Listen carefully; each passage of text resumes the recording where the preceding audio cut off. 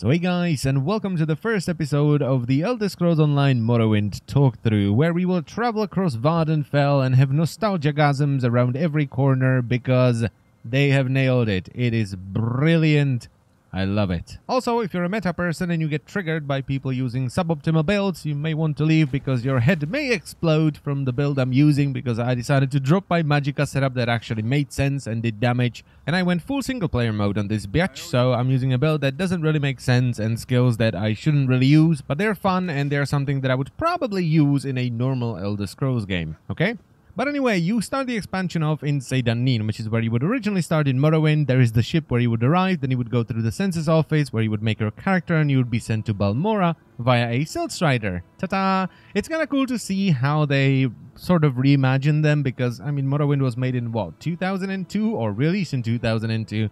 So the Silt Striders didn't really move, so it's kind of cool to see them move around. And if you look to the right a little bit more, you can even see the floating rocks above Vivec City, which is where you will go after you do the first few quests around Seyda. And here we can actually see a Cliff Strider, which is kind of like Cliff Racer. They look fairly similar, but this is the land version of them, and they're more reptilian. In this timeline, Cliff Racers are not as big as they were in Morrowind, and they don't really attack you. They're sort of just these ambient creatures that fly around, and you can hear them chirping every now and then. Now, the swamp around Seyda is very, very heavily detailed, and I was actually having some performance issues every now and then, where if I would look towards a certain direction, my frame rate would drop a little bit, which unfortunately happened quite often. I would just be walking in a certain direction and my FPS would suddenly plummet from 60 to like 20. And as I've said, it happened quite a lot, which is just unfortunate. But yeah, this zone is definitely head and shoulders above any of the other zones in ESO, because it's just so much more detailed than any of the other ones. The Orsinium stuff comes close, you know, Hrothgar was a really cool zone, but this one, I don't know, maybe it's just nostalgia, because,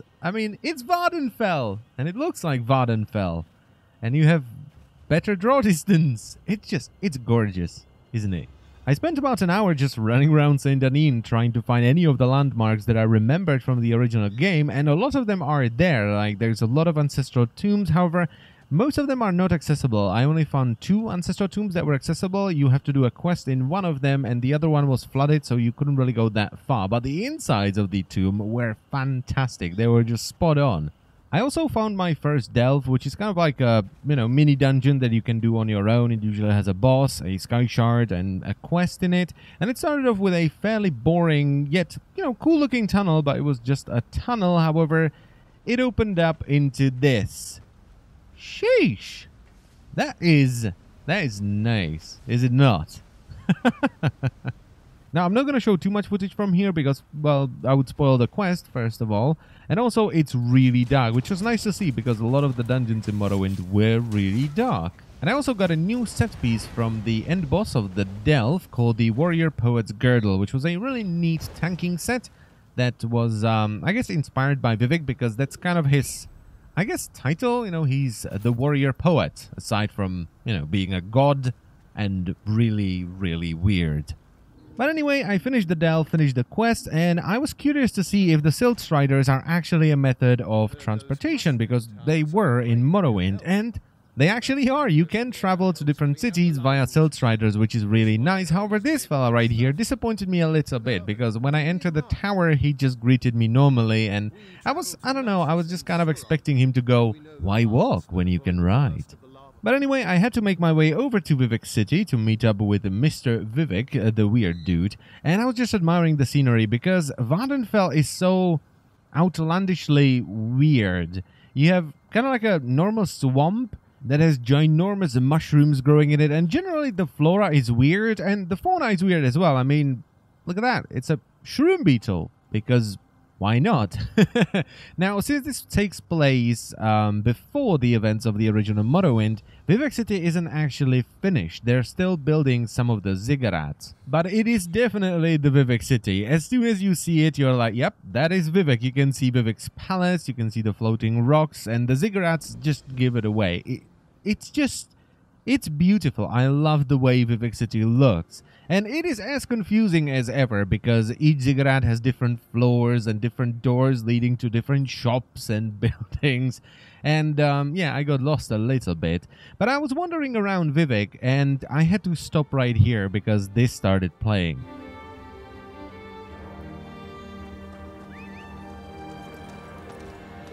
And that was an instant nostalgia-gasm. I just had to take my hands off the keyboard for a little bit and go, because that was just a nostalgia punch square in the face. Now, Vivec City is just something else, isn't it? Just going around the different ziggurats and crossing over the bridges to the other ziggurats. It's just really cool. And, you know, it is full of Ordinator guards, as you would expect, because the Ordinators are kind of like the most common guard unit for the Dunmer. But they also have these dudes, and as soon as I saw them, I went, hold on a second, are you wearing the proper glass armor? And they are. It's, of course, the sort of a reimagined version of the glass armor, but it looks much closer to the original glass armor you would see in Morrowind. It's less jagged, and it looks much safer for the person wearing it, because the one in Morrowind just looked dangerous for both the attacker and also the person wearing it. And I hope I can get my hands on one of these, because I would love to run around in proper glass armor. And there he is, Mr. Vivec himself, but since I do not wish to spoil, we shall be skipping this part, okay? And I would also like to mention that thus far, everything I saw, the voice acting seems to be miles ahead as well, because the actors just put a lot more emotion into it, rather than, you know, every Argonian talking like this. And even though I do know they cannot talk like this, when every Argonian talks with this monotone voice, it gets kind of boring, and they all feel the same. So that's not the case, as far as I saw, which is good. Now, unfortunately, as you can see at the bottom left corner of the screen, Vivec City ran like absolute ass for me. When I looked towards Vivec City, I was just always around 30 FPS, which just sucks. And as it is with most MMOs, it is CPU based, because it bottlenecked one of my cores and the other ones were like, wait, you have work? I don't see any work. Also, when I finished the quest for Mr. Vivec, he rewarded me with this stuff, which I do believe is a new model because I haven't seen it before.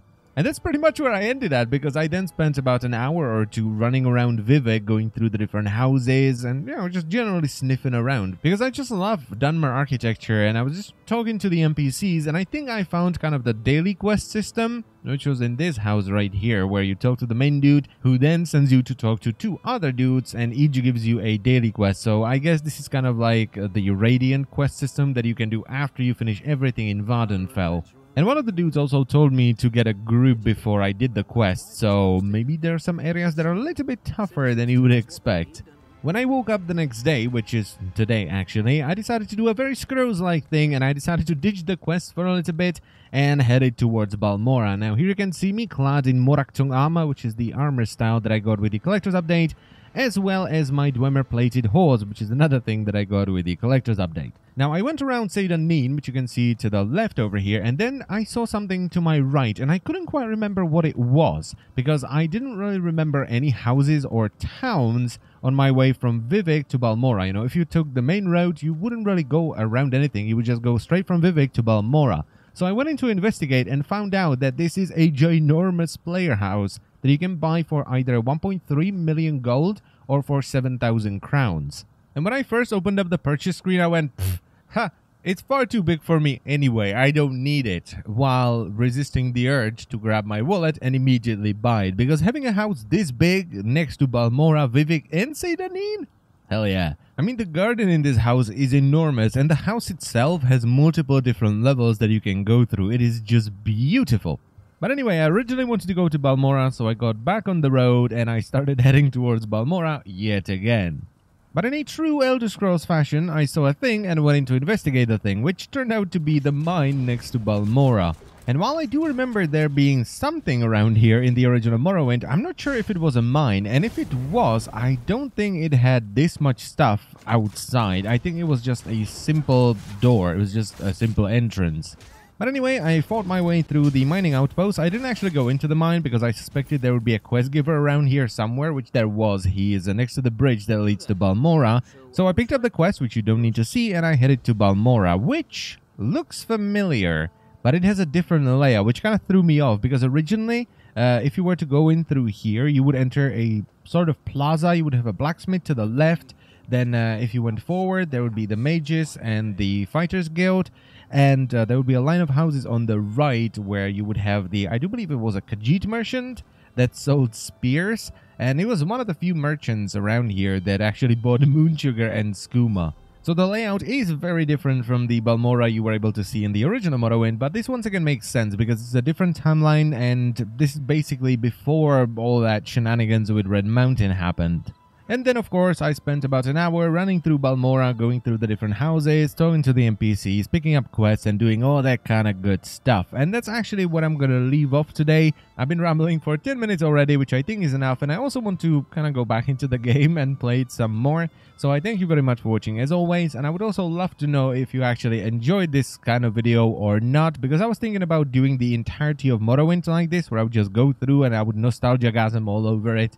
And they would come out on a schedule, so you would probably get one a week because I don't want to flood the channel with Elder Scrolls footage out of nowhere. Okay, so please let me know if you enjoyed it or not. Thank you very much for watching as always, and I will see you next time. Bye-bye. And I almost forgot, I will play around with the video settings a little bit, and if I get it to run at 60 frames per second most of the time, the following videos will run at 60 frames per second. This one unfortunately had to be locked down to 30 because especially the mainland footage was hovering somewhere around 40-ish, and that would just give you a headache, okay?